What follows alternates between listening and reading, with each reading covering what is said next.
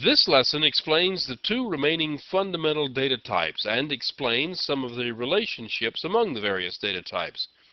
Java has a non-arithmetic data type. It can only take on one of two values. It's the Boolean data type and is always set to either true or false. Now the names true and false are both keywords in the language. They're the only things that you can assign to a Boolean data type. You can't use numeric values of 1 or 0 for logical operations like you can in C. Conceptually, the Boolean data type is 1 bit wide, but that doesn't matter because you can't use it in arithmetic anyway. There is one last data type. You can actually argue that it's not one of the data types of Java. All it can do is hold the address of an object. You can't even set its value to an object of the incorrect type. All you can do is set its value to null or to the address of an appropriate type of object, and then use it to refer to that object.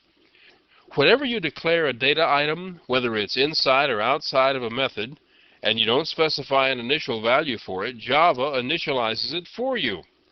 All of the numeric data types are initialized to 0. This is true for both integers and real numbers. The Boolean data types are initialized to false. Unless you specify the address of an object to be stored in them, all references are initially set to null. Null is another keyword of the Java language. For the arithmetic types, you can convert data from one type to another by simply assigning the data from one to the other. If the two types are not the same, you'll either be widening or narrowing the data.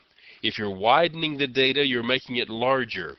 If there is more than enough room in the receiving field to hold all possible values of the originating field, then you're said to be widening the data.